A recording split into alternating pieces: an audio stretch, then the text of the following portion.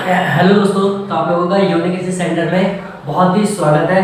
ठीक है, तो बेसिकली जैसे कि हमारा इंडियन इकोनॉमी की सीरीज कंटिन्यू चल रही थी और उसके लगभग 11 जो चैप्टर्स थे वो ऑलरेडी अपलोडेड हो चुके हैं। अगर आप लोगों ने उस चीज़ को नहीं देखा तो फाइनली आप लोग ऊपर विजिट ले मतलब प्लेलिस्ट पे विजिट कीजिए और आप सारे सीक्वेंस वाइज आप देखिए। तो आज हमारा जो चैप्टर नंबर 12 है उसका पार्ट 3 और ऑब्वियसली बात है कि अगर आप लोगों ने इसके सेकंड और फर्स्ट पार्ट को नहीं देखा है तो फाइनली आप उस पार्ट्स को देखिए ताकि आप इस पार्ट से बिल्कुल हर एक टॉपिक आपको बिल्कुल इजीली क्लियर है। सो इसमें हम बेसिकली बात करने वाले बहुत ही इंटरेस्टिंग टॉपिक है और ये इंटरेस्टिंग टॉपिक कई बार ऐसे बहुत सारे स्टूडेंट के माइंड में ऐसे ये कंफ्यूजन क्रिएट कर देता है कि वो लोग इसका एक्चुअल में मतलब समझ नहीं पाते कि होता क्या है। तो मैं आप लोगों को बेसिकली इस वीडियो में आपके जो डाउट्स होंगे वो सारे डाउट्स को बिल्कुल क्लियर कर दूंगा। आप लोगों को मतलब दोबारा किसी प्रकार की कोई इसमें समस्या ही नहीं होगी। तो पहले हम देखते हैं कि धारणीय विकास का मतलब क्या होता है। सस्टेनेबल डेवलपमेंट कह सकते हैं। सस्टेनेबल डेवलपमेंट शब्द को कभी कभी ऐसा होता है कि एग्जाम में हमें हिंदी जो टर्म्स दिए होते हैं वो समझ नहीं आता है, तो हमें क्या करना चाहिए, एक बार क्वेश्चन के जो इंग्लिश वर्ड्स होते हैं उसको रीड आउट कर लेना चाहिए। इससे क्या होता है कि आपका जो आंसर होता है आपको क्वेश्चन का मतलब समझ में आता है कि होता ही है। तो सिंपल कह रहे हैं कि सतत या फिर इसको आपका धारणीय फिर सतत विकास कह सकते हैं। ठीक है, तो ये धारणीय विकास है फिर सतत विकास होता कहते हैं। जैसे कि अगर मान लेते हो एग्जांपल के समझते हैं। ठीक है, जैसे कि मानते हैं कोई व्यक्ति, ठीक, वो क्या कर रहा है कि अगर अभी प्राकृतिक संसाधन उसके पास अवेलेबल है, ठीक है, तो वो क्या कर रहा है कि प्राकृतिक संसाधनों को अपनी आवश्यकता से मतलब जितनी उसको आवश्यकता है ना उसको आवश्यकता की तुलना में कम से कम इस्तेमाल कर रहा है। तो सिंपल सब कहेंगे उसे धारणीय विकास। क्यों?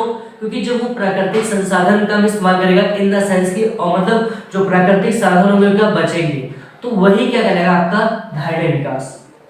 आई होप कि आपको समझ में आ गया होगा। अगर नहीं आता तो आप डेफिनेशन को देखिए।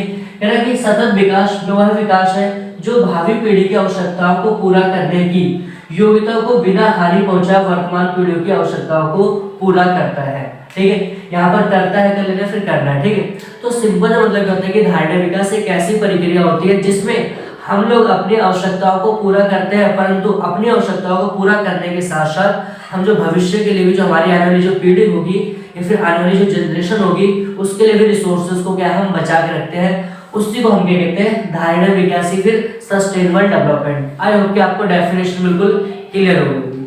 तो इसका जो अगला जो क्वेश्चन है वो जो 4 मार्क्स का एग्जाम में पूछा जाता है तो वो क्या है कि आपका सतत विकास की विशेषता है। ठीक है, मतलब फिर धारणीय विकास की क्या क्या विशेषताएं हैं। तो पहले जो मतलब विशेषता है प्रदूषण पर नियंत्रण। सिंपल सी बात है कि अगर हमारे यहाँ पर ठीक मतलब अगर हम लोग क्या करें कि जो प्राकृतिक संसाधन उनका कम से कम मात्रा में इस्तेमाल करें। ठीक है, जैसे कि लकड़ी, ठीक, अगर लकड़ी हम क्या कहते हैं हमें ज्यादा अगर 10 लकड़ी की आवश्यकता और हम इस्तेमाल 5 करें, ठीक है, तो इससे क्या हमारा प्राकृतिक संसाधन बचेगा और प्राकृतिक संसाधन बचेगा। तो जब आपको पता है कि ऑब्वियस सी बात है कि लकड़ी को जलाने से प्रदूषण होता है। तो जो हम 10 लकड़ी इस्तेमाल कर रहे थे लेकिन हम उसकी जगह 5 कर रहे हैं तो उससे क्या होगा जो प्रदूषण होता है उसमें क्या हो जाएगा, उस पर नियंत्रण आएगा। ये नेक्स्ट पॉइंट कह रहे हैं जीवन की गुणवत्ता में वृद्धि। जीवन की गुणवत्ता में वृद्धि का मतलब सिंपल सा क्या होता है कि अगर मनुष्य द्वारा मतलब कि जो मनुष्य लोग हैं अगर उनके द्वारा जो प्राकृतिक जो नेचुरल रिसोर्सेज होते हैं अगर वो लिमिटेड तौर पर मतलब बहुत ही सीमित मात्रा में इस्तेमाल किया कम से कम मात्रा में क्या इस्तेमाल किया जाए तो उससे क्या होगा कि हमारे प्राकृतिक संसाधन बचेंगे और प्राकृतिक संसाधन जब बचेंगे तो जो हमारे आने वाली जो जनरेशन होगी उसके लिए काफी यूजफुल होगा, प्लस हमारी जो गुणवत्ता होगी वो क्या रहेगी, बढ़ जाएगी। नेक्स्ट पॉइंट है पर्यावरण संरक्षण। पर्यावरण संरक्षण का मतलब क्या, और मतलब सीधी सी बात है कि अगर हमारे द्वारा जितने भी प्राकृतिक संसाधन होंगे जैसे कि नदी का जल वगैरह हो गया, ठीक है, लकड़ी वगैरह हो गई और जो भी पेड़ पौधों से जो भी चीजें हमें प्राप्त होती है अगर हम उसका कम से कम मात्रा में इस्तेमाल करें, ठीक, आवश्यकता से मतलब जितनी ज्यादा आवश्यकता है उसको कम से कम इस्तेमाल करें तो उससे क्या होगा जो हमारा पर्यावरण होगा पर्यावरण बचा रहेगा। पर्यावरण बचने का इन द सेंस की मतलब क्या है कि वो जो तत्व होंगे वो बचे रहेंगे और वो बचे होंगे तो कहने कि हमारा पर्यावरण क्या होगा, संरक्षण हो जाएगा, मतलब पर्यावरण को संरक्षण दे सकते हैं। ठीक, तो नेक्स्ट जो हमारा टॉपिक है वो है प्राकृतिक संसाधनों का लंबे समय तक इस्तेमाल। सीधी सी बात है कि अगर हम मनुष्य द्वारा प्राकृतिक संसाधनों को कम से कम मात्रा में इस्तेमाल किया जाता है या फिर जितनी उनकी आवश्यकता है उस आवश्यकता को पूरा करने के लिए कम रिसोर्सेज का इस्तेमाल करते हैं तो हमारे बाकी जो रिसोर्सेज होंगे वो क्या होंगे, सेव होंगे, मतलब वो बाकी के रिसोर्सेज बचे रहेंगे।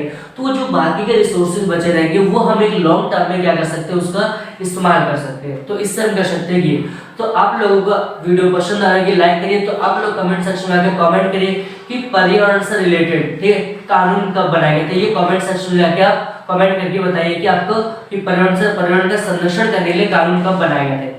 तो आई होप कि आपको वीडियो बिल्कुल क्लियर होगी। तो सबसे पहले आप लोग करिए क्या कि वीडियो को ज्यादा से ज्यादा हो सके शेयर करो और इसमें आप लाइक करिए ठीक है, कमेंट करें अगर आपको कोई डाउट्स है, प्लस आप जो बेल आइकन को हिट करो ठीक है, चैनल को सब्सक्राइब करो। ये सारी चीजें आपको बिल्कुल करनी है, क्यों? क्योंकि इससे जो होगा आपके लेटेस्ट जो नोटिफिकेशन को आपके होगा ऑन द स्पॉट आपको मिल जाएगी। Thanks for watching this video.